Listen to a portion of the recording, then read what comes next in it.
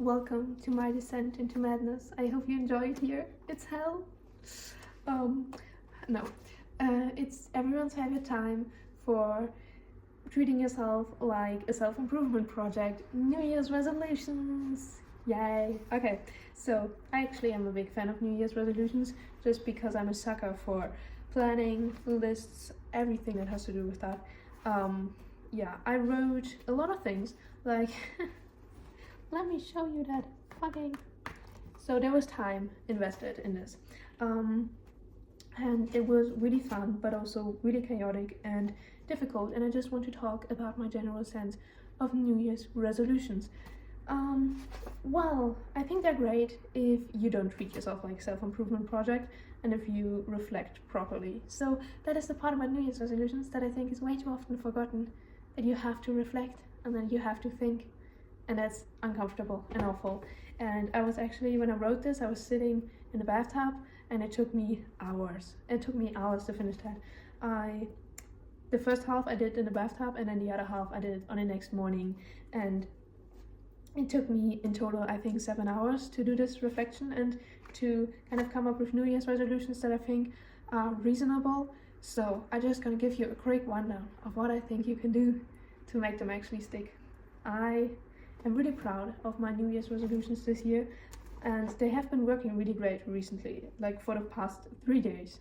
We are only 3 days into 2026, and so that says nothing about this year's New Year's resolutions, but last year I was actually able to keep up all my New Year's resolutions for 6 months, so I'm really proud of that, and I hope it goes even better this year, but I don't know. So I'm just gonna read you my New Year's resolutions so you know what I'm talking about when I'm talking about my goals. I want to spend at least 2 hours a day studying. Context, I go to university. I'm currently studying in my bachelor's degree and I'm referring to the studying that I do for university. And I obviously do more than 2 hours a day on a normal day, but for me it's just the consistency that I do every day, something for university. Next, I want to read 3 papers outside of my curriculum from university every 4 months. Then I want to do 2 paintings every 4 months. I want to cut my hair once every 4 months, so you can kind of see the pattern. I kind of parted the year into 3 sections, which are all 4 months long, because I think that's realistic, and it kind of gives you the opportunity to reflect after 4 months and be like, okay, what worked out and what did more harm than good and made me really exhausted and feel drained and burned out. So another thing that I want to do is that is a really vague goal, so I recommend to do this as specific as possible, but I cannot make it more specific. So one thing that I want to do this year is to use my free time to do part-time jobs, to do mini jobs, to kind of earn more money, because my goal is to be financially independent at the end of the year. Right now I'm still getting money from my parents and I know it's quite a burden to them, which is why I want to be financially independent.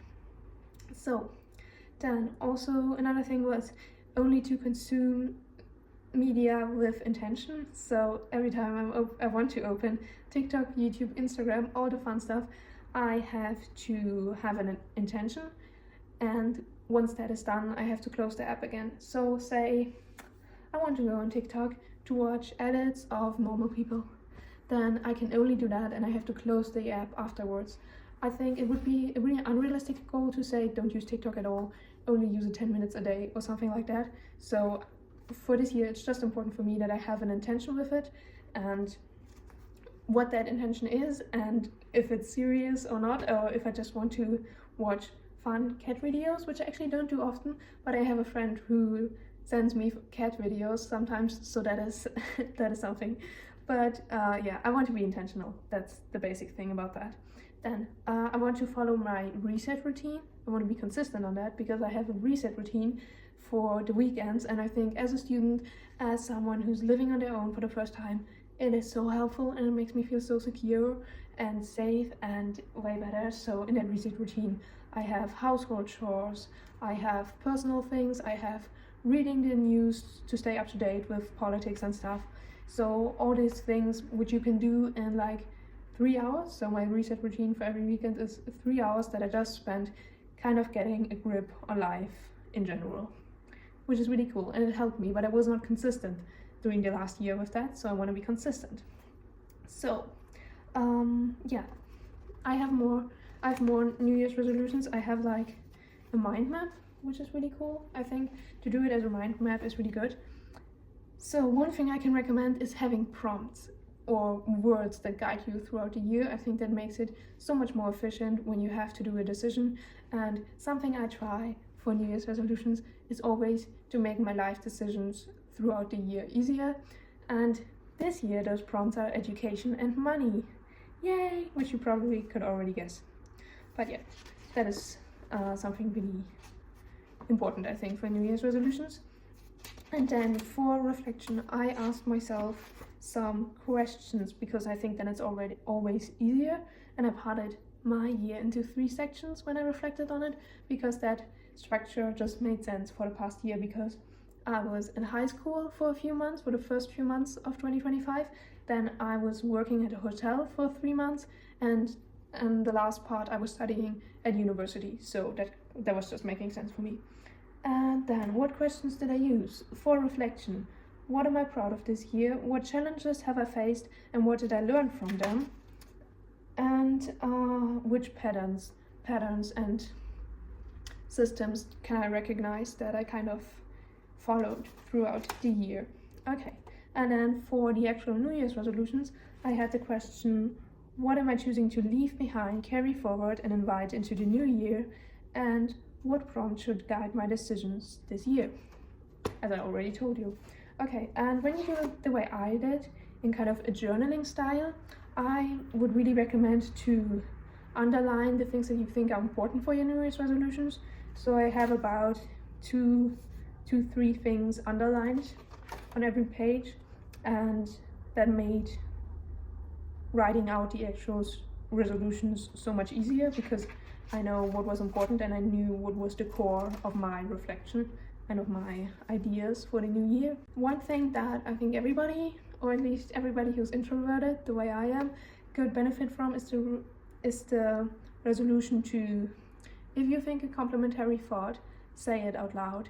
I think I heard that on TikTok and I was like, that is great, I never thought about that. Yeah, I think a lot of compliments, but I never say them out loud, because I'm like, what if the other person doesn't see them as a compliment?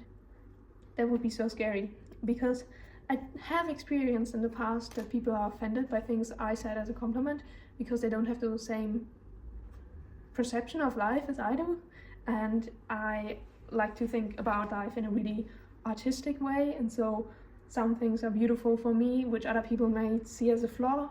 However, now that I'm at university, I want to find friends who are like me, because I never had that before. Well, I had that once with one person and I loved this person, but I see her only a few times a year now, and so I want to find more people who are like me.